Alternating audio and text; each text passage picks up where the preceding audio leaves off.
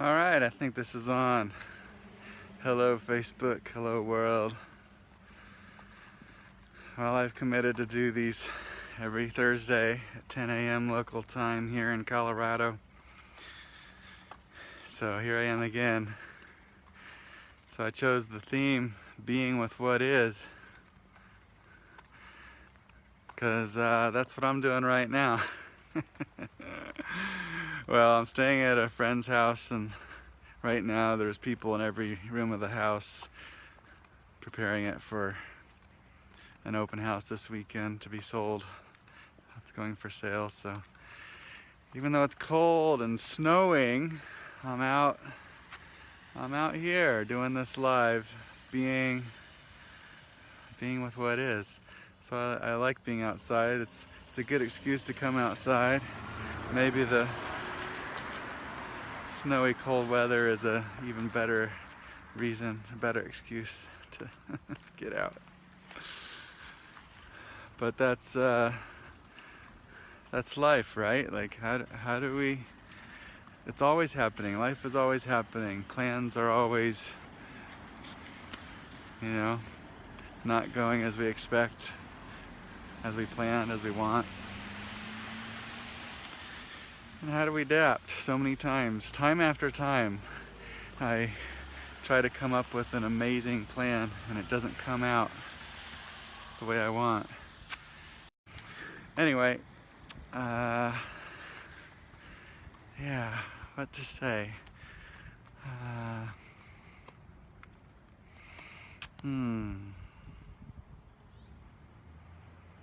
Here we are. This is it. Life is happening.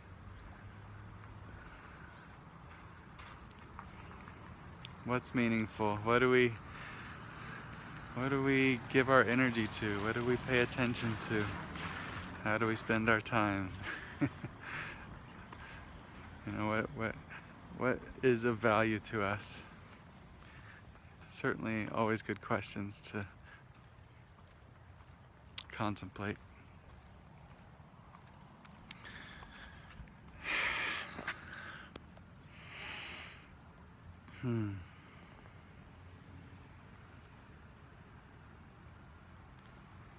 Pick your nose.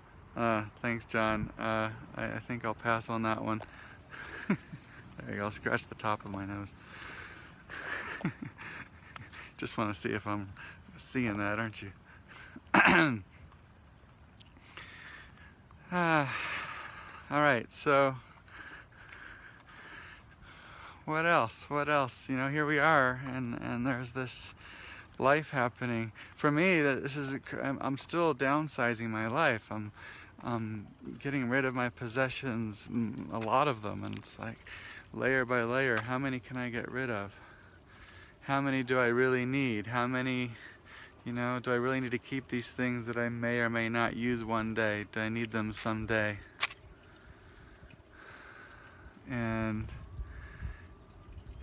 it's like I travel for many months out of a backpack, and I don't miss a single thing. I don't miss a single thing, that's in storage. It's just like I don't even think about it. And then I come back and I open my storage unit, and like there's, oh, I can't get rid of that. Oh, so-and-so gave me that, or I got that on that particular trip, or, all these things are so special. They're so special. How can I, thanks, John. Close enough. How can I let these things go? And it's like, they're just things. It's like a trick of the mind, this attachment thing. It's like I don't miss it, I don't need it, and then it's like, oh, I somehow identify with that. I acquired that in a certain way, and it's kind of built into my identity. And like, can I really let that go, let that identity go, and let something else bigger and more interesting emerge? The things you own end up owning you. Yes, exactly. And so totally really letting go. Phew, yeah, I feel lighter every time that I let go of another layer. Like I got rid of 6 boxes of books. 6 boxes of books. That's a lot of books. No, 8 boxes. I sold 6, I gave away 2. The bookstore bought 6 of them. But it's like, that's a lot of books. It's like, wow, I don't miss a single one. I still have 5 more boxes. It's like, well, can I let those go too? But these are the best of the best. Like, oh, no, surely I have to hold on to something and keep the best ones, you know? But it's just a trick of the mind. You know, it's like, you can't take it with you, as they say, and it's like, oh, for me, getting rid of my possessions has been something of a death ceremony. It's almost like, okay, what if I've already died and I'm just going through some dead guy's stuff, and where would I put it? You know, do I sell it? Do I give it away? Do I donate it? Do I trash it? Do I recycle it? You know, it's just move it along and go put it somewhere. And I love that process. I'm so owned by many of my things and so released when I release them. Yes, that's my experience also. Like, I just feel, every time I let go of another load, I feel lighter. Like I'm in a hot air balloon and I can start getting off the ground almost, you know? It's like I just let go of these weights and these tethers that are holding me down. And here I'm helping, you know, my friends moving and all these people, you know, everyone that visits, everyone has, you know, they have a house, you have an apartment, you have a 2, 3, 4 bedroom place and a big garage, and things just accumulate. It's amazing how much stuff everybody has. Like we have space for it. We can just throw it in the closet or put it in the garage, or, you know, we just might use it one day. And it's really kind of insane almost, and I do long for this kind of future where we have more collective access to things. You know, we define wealth not as owning things, but as having access to them. You know, the example I think I heard originally was like a golf. You know, it's like, does you have, say, 5,000 members of a golf club, and then you have 5,000 sets of golf clubs that are owned by these 5,000 members, and they use them whenever they come play, whether it's often or seldom. There we go, I got a roof under the snow. Or you could simply have, you know, 50 sets or 100 sets that are there at the golf course, and all 5,000 people can use just those, whatever, 75 sets of golf clubs when they come in, and they can be the best, the most expensive, and the best ones that they can use. Why did it go dark? I'm not sure what's going on here. Okay. Whew. Maybe I have to stand out in the light. Anyway, yeah, so what is it when we have that? I mean, that's kind of the idea with public libraries, right? Like, we don't all have to own the books. You can simply go to the library and read the book you want whenever you want. But we could do that with everything, with cars, with bicycles, with, you know, golf clubs, with, you know, you might need things in your kitchen, you know, that because you don't want to have to go borrow a blender every time you want to make a smoothie or something if you make them every day. But so many things, you know, it's like I wouldn't care about keeping so many things if I knew I could just access them at some point, you know.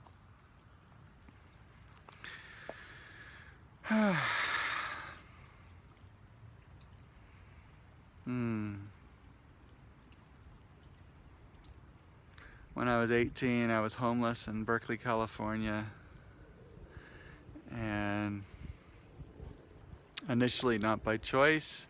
I had a situation, and I was waiting for my ride back to Indiana to get out of jail. Long story. But I'm just hanging out as a homeless person on the streets waiting for my ride. And after a couple of weeks, I was offered a ride back to Indiana, and I chose to stay there as a homeless person, you know. And there's a lot of factors and reasons that go into that, but mainly the thing I noticed is that I had more real life experience, more encountering amazing and interesting human beings, more real life learning than I had in my entire life living at home, going to school, living whatever. And so it's like, well, why go back, you know? And also things weren't so great going, you know, where I was, but it's like to know and feel the liberation of not having things and not having things own you was so liberating. Like many times after that, when I came back into society and I got a job and I got an apartment and I'd work for a boss at a job, and you know, a lot of bosses aren't exactly conscious, compassionate beings, and I would think so many times that, like, I would rather be back homeless than work this shitty job and be treated this way. I would rather be homeless than work this shitty job and be treated this way. Many times I felt that. I wouldn't have guessed that, because, you know, we think being homeless is bad and all this, but it's like there's a liberation in it. Yeah, it's nice to have a warm bed and a cozy place to be. But again, the way we have it set up is everyone has to have a whole house, a whole apartment, and then fill it with all their things so that they're completely self-sustainable. So inside my house, I have my own washer and dryer, I have my own laundry, I have my own shower, I have my own kitchen, I have my own cleaning, I have my, you know, it's like everything is there. I don't need to leave ever. I have my entertainment, I have my television, I have my whatever, you know, it's like I never have to leave my house except for maybe to go make money, or if I want to be social with somebody. But like, we're so self-sufficient in each house, and I think that's part of what helps us be isolated human beings, and ultimately unhappy, depressed, suicidal. It's a disconnection and it's a pain. And you know, like, we had this epidemic of young kids shooting up their classmates. It's horrendous, you know, and we like to think, oh, these kids, they need help. I don't believe that. I believe it's society that needs help. They're symptoms of a disconnected society, and they feel it, and they're pissed off about it, and that's what they do, because there's no other option that they see. There's no other option that they see.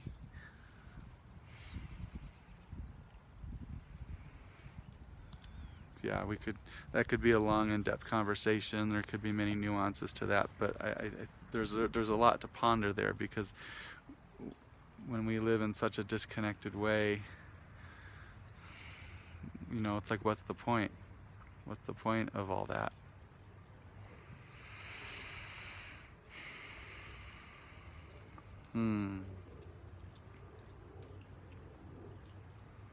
I yearn for a world where we have connection, we have love, we are cared for. We don't have to work 40, 50, 60 hours a week to create a self-sufficient home for ourselves to be in. I mean, the truth is, we could create much better homes for all of us to be in for much less if we actually change our societal system. We have the resources on the planet and the technology on the planet to give massive abundance to every human being on the planet. We have that. We have had it for many decades. And we're so attached and brainwashed into, we have to all build our own castle, and we have to play this money game, and we have to, you know, maybe we'll win the lottery one day, or, you know, it's like, I don't know why we need to grow up, we need to mature. You know, we can use these resources in a much better way if we remove the assumption that we have to work with the system that we already have, and we just look at the world as an empty playground, just a sandbox we can do anything with, and we look at what resources are there and what people are there and what technology we have. The calculations that some people have done is that we could have a lifestyle for every human being on Earth as though we made around $250,000 a year in our current system. So consider the lifestyle if every single human being you know had a lifestyle of $250,000 income every year. what kind of a world would that be like? And what would it be like when we don't have anybody going without, and we don't have, 95% of crime is poverty driven. There is no more poverty. So we don't have the crime, we don't need as much police, we don't need the jails, we don't need the prisons, we don't need the cops, we don't need the court systems, and we don't need all the we don't use money anymore, so we don't need banks, we don't need investor, Wall Street, we don't need, so most of the quote-unquote jobs in the world are completely unnecessary. They're not providing food, shelter, or clothing, or even better quality of life, for that matter, on any other measurement.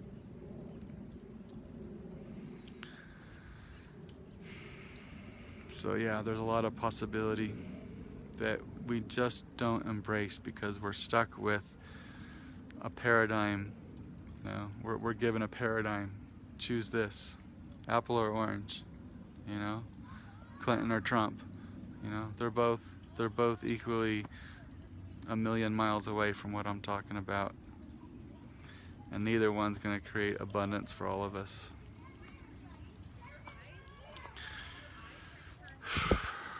Alright, I have a gaggle of kids heading my way. I'm going to try to steer clear of the noise and not be in each other's way here. Alright, bring it on, people of the world. Mullen, yes. How do we grow up? How do we grow up to a different paradigm where we're not just attached to the money game? I mean, it's, there's nothing wrong with being successful in the world that we're in, but it's like to be attached to it, to realize the potential of what's there, and then to not let us. Alright, I'll walk out. I'm doing a live. I'll just walk around. Okay, you can't be in school grounds. Okay, I'll go out. Thanks. Thank you. Apparently they don't want me in here.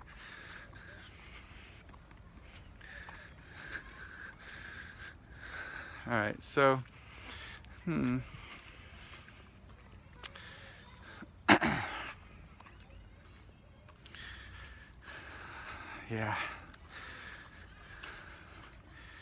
yeah, we have a world that's not,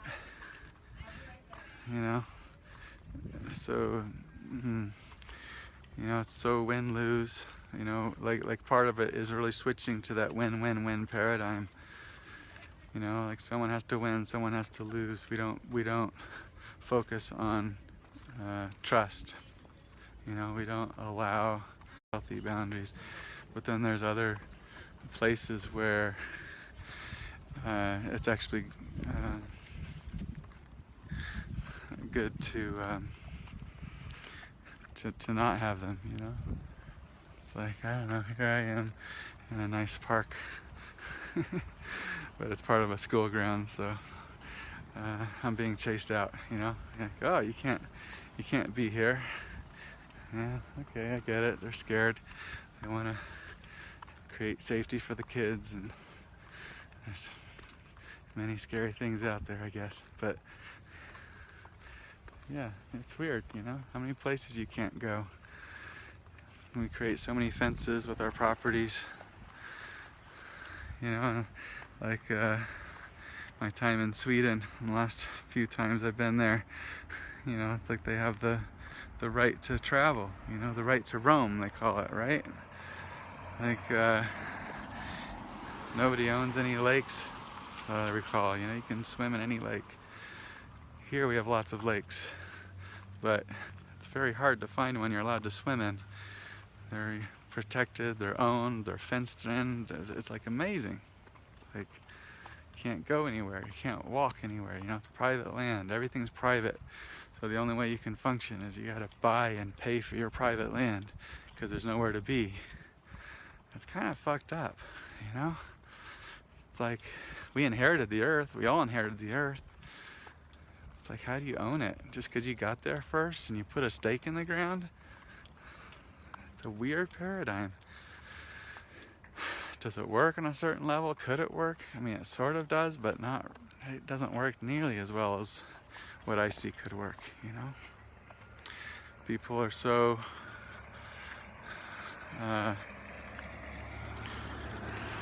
running, you know, it's like here in Boulder you have property prices, you know, in a lot of places, you know, it's just, it goes so high, people can't even afford it anyway. It just forces us to work more. It's like nothing makes sense, really. The promise of technology and automation, and, you know, the Industrial Revolution and the technological revolution, automation, the promise of that is that these machines can do the work for us so that we can have a more abundant and more leisurely life, more creative, more space and creativity and abundance to follow our passions and creativity and dreams, etc. So, you know, if you look back 100, 200 years ago, 98% of all work was done by human hands. Nowadays, it's less than 2%, closer to 1%. That's like amazing. So if you have 98% of work being done by machines, why do we work even more hours? You know, the poor peasants have worked less than we do, you know, as a culture. We need to work 40, 50, 60-hour weeks, multiple jobs, just to kind of pay rent or pay off a school loan, or, you know, it's like, it's really insane. Even when I was growing up, you know, even in the 60s, 70s, one working parent, one father perhaps, would go and work a 40-hour week, 35-hour week, you know, and be able to pay for a house and pay for the wife to stay home and the kids. That was plenty, you know. Now everyone has to work. Mom has to work, dad has to work, maybe the kid has to work. Longer hours, crazy jobs. Why? We're only doing 2% of the work now. Technology's doing most of it. I mean, really, that's something to think about. That's because, you know, capitalism and money as a means of exchange of goods and services was a step up from what we had before. It was a good thing. It helped us a lot, and it's totally outdated now, and we're ready for the next step, and we need to outgrow this attachment to it. The same way we need to let go of our attachment to owning everything, possessions. I'm sorry, this looks like it's pretty dark, but it's kind of overcast and dark here, so I can't make it any brighter.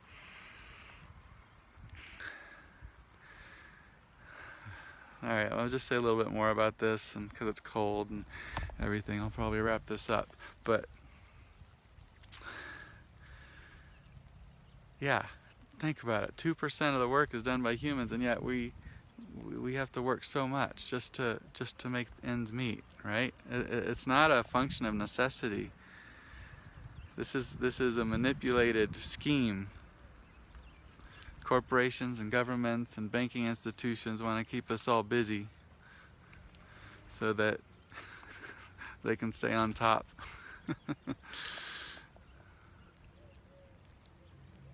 Not too dark. Okay, good.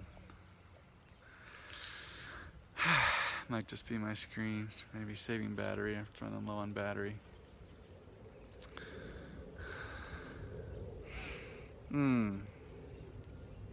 So yeah, this is just a thing. It's like if we just sort of take what they gave us and we're like, oh, it's a game of Monopoly, and I just have to, you know, buy a couple houses and then buy an apartment, you know, buy the next bigger thing or work a job, and you know, it's like it's a money game, and it is a game. It's totally a game, and it's a game you can play. It's a game you can win and do well at if you want to. And there's no reason to sabotage yourself and suffer. I mean, there's none of that. But there's a way you can transcend this whole BS. You know, there's a way in which, if we collectively grow up, you know, the science has been done on this, you know. When I'm talking about having a lifestyle of $250,000 each for every human on the planet. That's not even contingent on you having to work for it or do anything in particular to get it. There is somebody needs to do some work, but even about 40, 50 years ago, the numbers that were arrived at was that humans could start, people could start their work life at age 25 and work 4 hours a day, 4 days a week.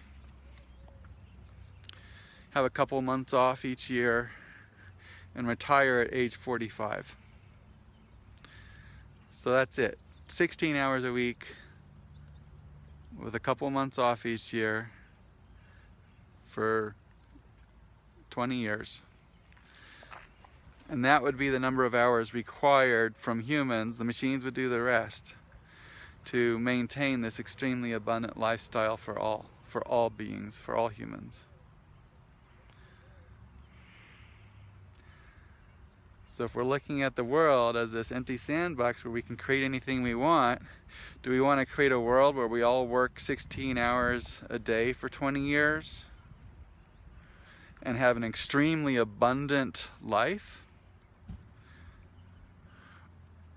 Or do we want to recreate what we're doing now, which is working 40, 50 hours a week for 45 years maybe? Or 55 or 65 years, or who knows what. So we work at least 2 to 3 times, at least twice as many years, for 3 times as many hours. That's at least 6 times the work. And that's just the beginning. And we have less than a sixth of the abundance. So that's 1/36 of the benefit, and that's pretty conservative. So we're living 1/36 the life we could be living simply by shifting this paradigm. I expect it to be even more than that, and that's based on the technology and science of 40 years ago. Now it's probably a lot better, so it's probably 1/50th or 1/100th, etc. if we really look at it. It's almost unfathomable. These numbers are so big. So my theme of this talk was being with what is. Yeah, I guess my next one, or maybe it should also be titled Being with What Could Be. I've been embracing the aspects of myself that are as a futurist. And being aware of what could be is a huge thing. So there's a way in which we can be present with and accept what is, including our current political system and political leaders, which we might want to rub up against, resist against. And there's another aspect of really being aware of what could be. And then I don't think we can get to where we can be without really accepting and being with what is, and seeing the limitations of that as well.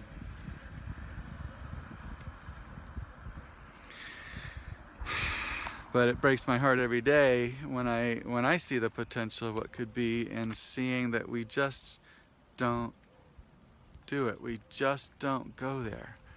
And why?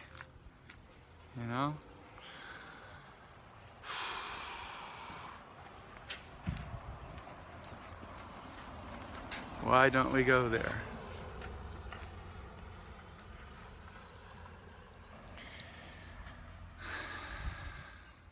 All right, well, if there's any question or comment, I might wrap this up. An abundant life we have possible for us. All right, we'll see you guys.